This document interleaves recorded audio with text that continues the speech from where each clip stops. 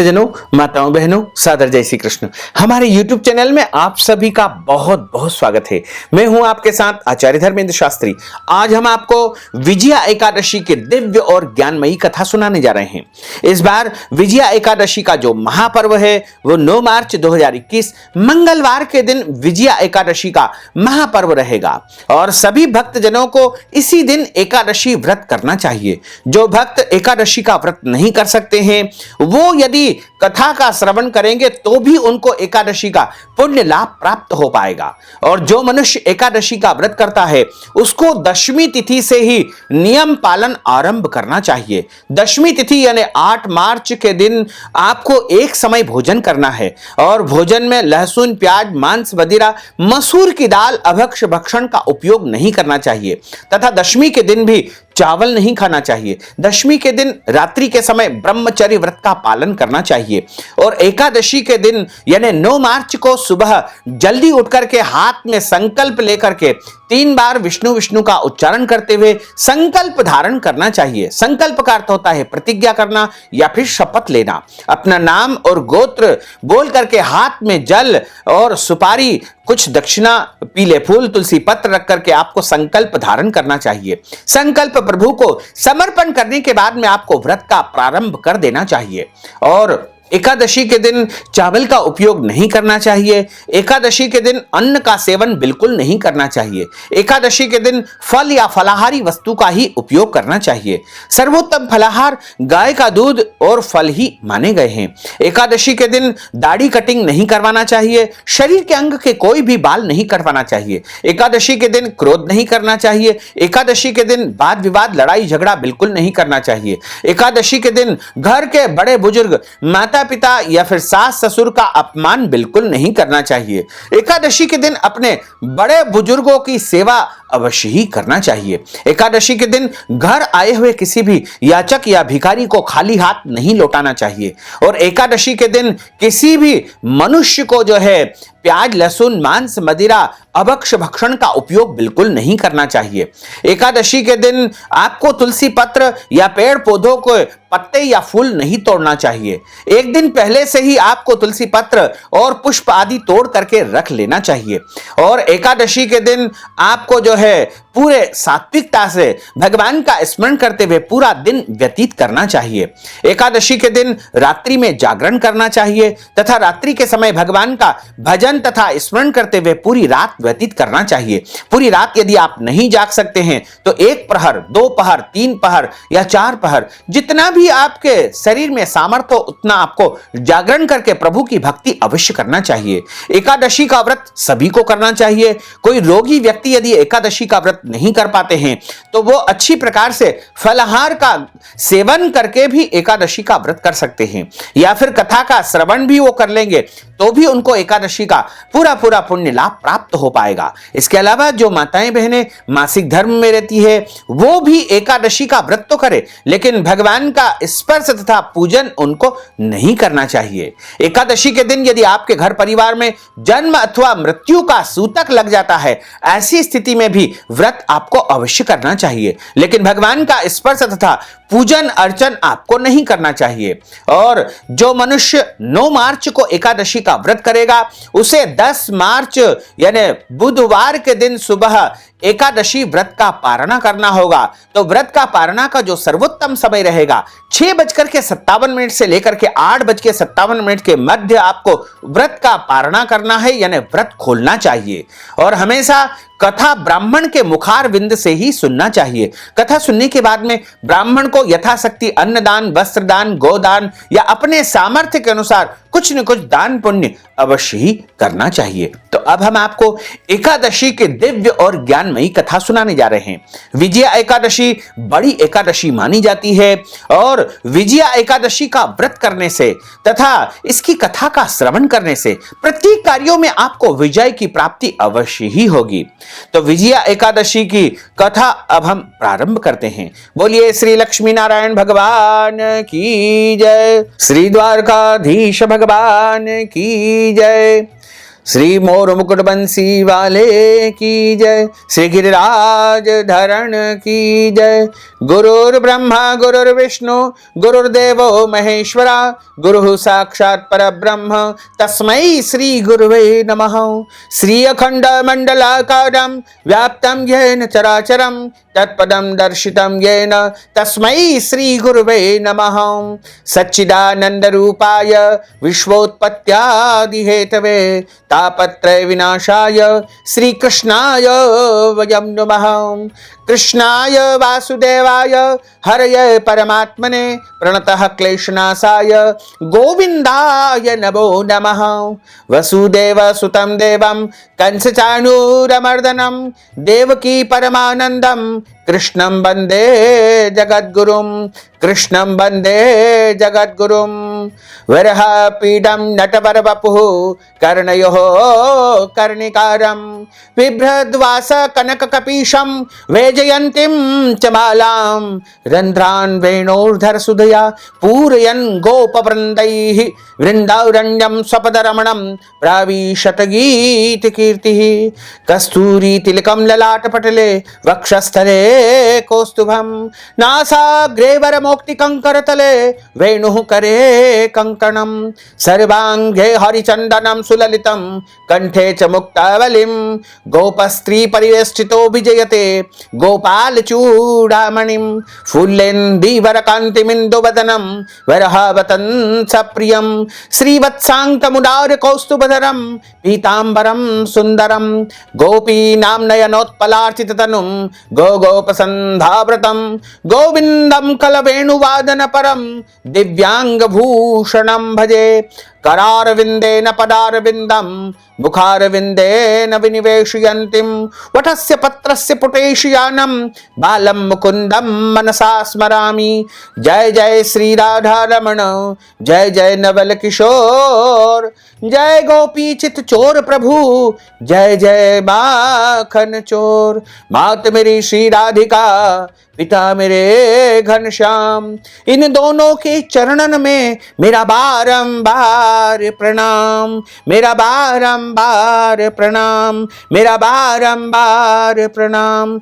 मोहिनी मूरत श्याम की वो मन रही समाय, जो मेहंदी के पात में लाली रही समाय। धन यौवन एक दिन उड़ जाएंगे जैसे उड़े कपूर, मन मूरख तू राम भज क्यों चाटे जग धूर। राम कृष्ण दो एक है अंतर नहीं निमेष, इनके नयन गंभीर है उनके चपल विशेष। बोलिए श्री गोपाल कृष्ण भगवान की जय, श्री वृंदावन बिहारी लाल की जय, श्री द्वारकाधीश भगवान की जय, श्री गिरिराज धरण की जय, श्री यमुने महारानी की जय, श्री वल्लभाधीश की जय, श्री गुसाई जी महाराज की जय। भक्तजनों, माताओं बहनों, विजया एकादशी जो कि फाल्गुन माह के कृष्ण पक्ष में आती है उसको विजया एकादशी कहा जाता है। और विजया एकादशी की जो कथा है वो सबसे पहले धर्मराज युधिष्ठिर ने भगवान जनार्दन वासुदेव के मुखारविंद से श्रवण की है। वही कथा हम आपको सुनाने जा रहे हैं। एक समय की बात है, धर्मराज युधिष्ठिर बोले कि हे जनार्दन, हे वासुदेव, हे गोपाल कृष्ण, मैं आपके चरणों में बारंबार प्रणाम करता हूं।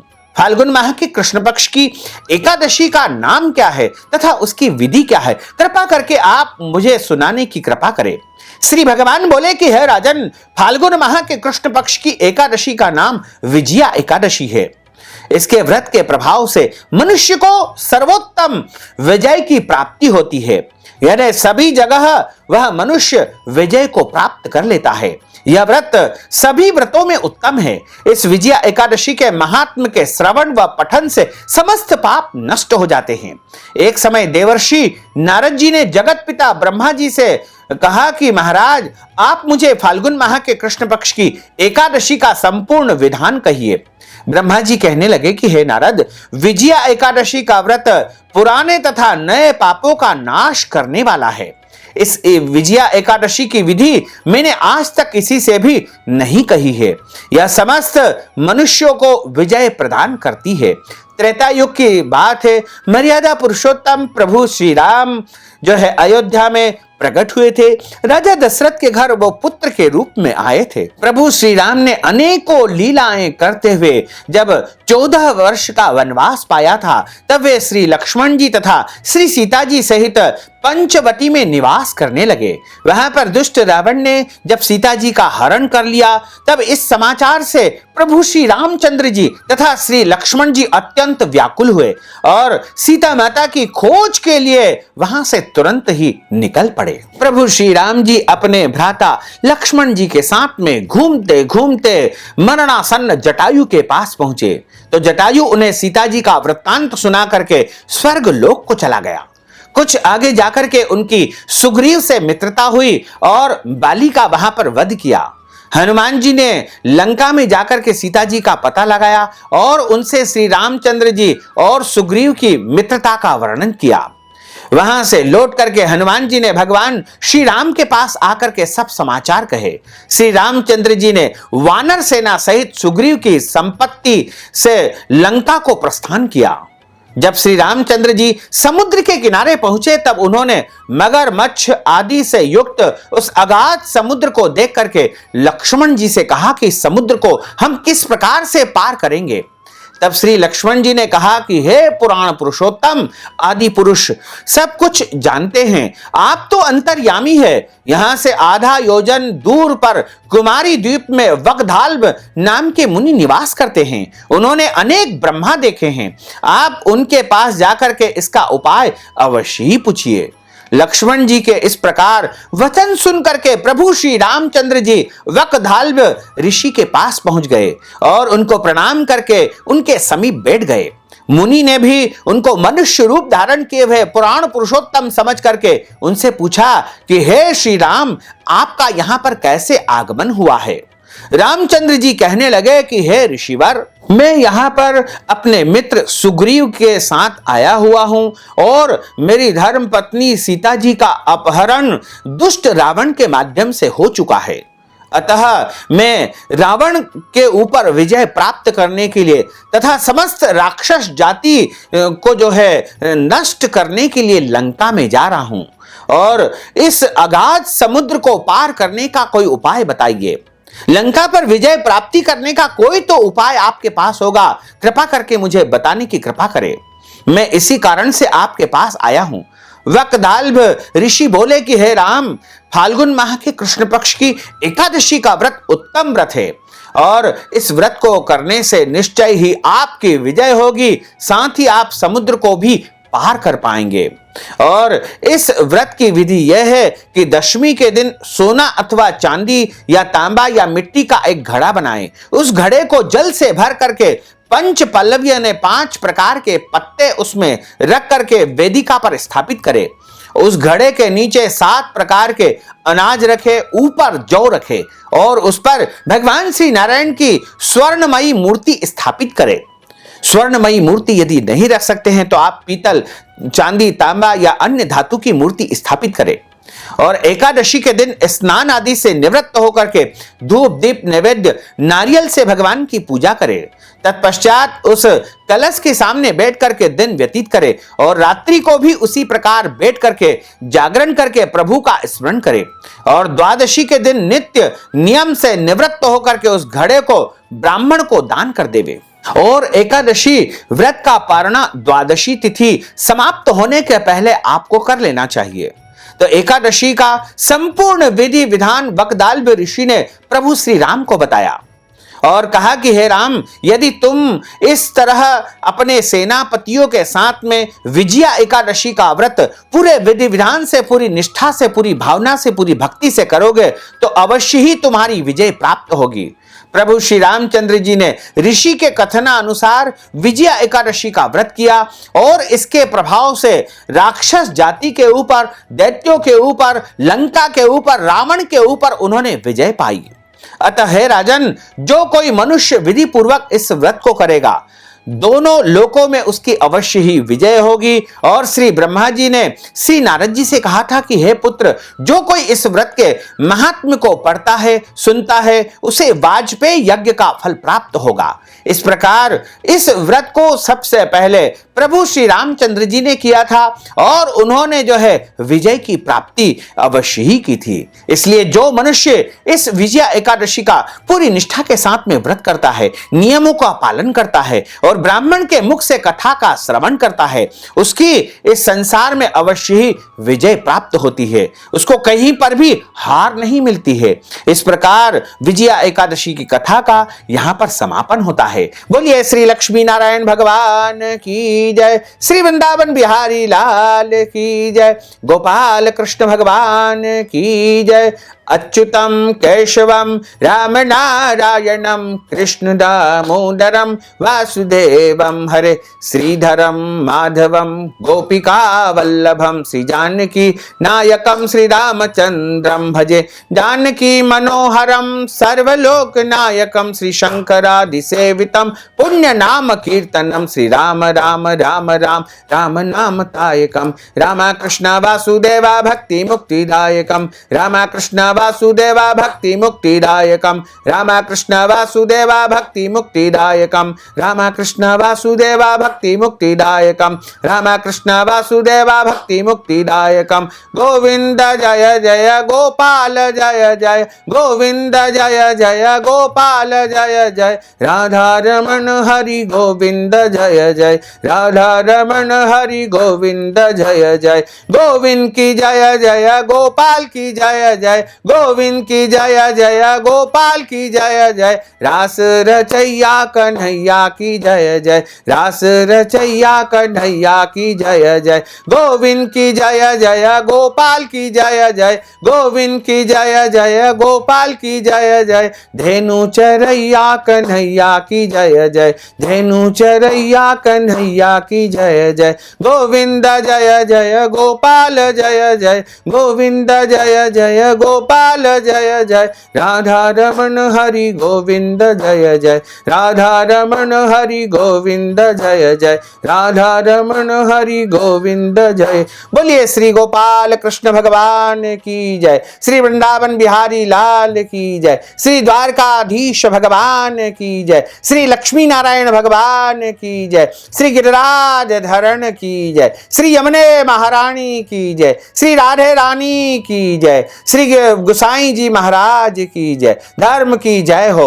अधर्म का नाश हो, प्राणियों में सद्भावना हो, विश्व का कल्याण हो, सनातन धर्म की जय हो, गौ माता की जय हो, नगर बस्ती की जय हो, आज के आनंद की जय हो, कल के आनंद की जय हो, परसों के आनंद की जय हो, बरसों बरसों के आनंद की जय हो। ओम नमः पार्वती पते हर हर महादेव हर। भक्तजनों, माताओं बहनों, आपने विजया एकादशी की इस दिव्य और ज्ञानमयी कथा का श्रवण किया है।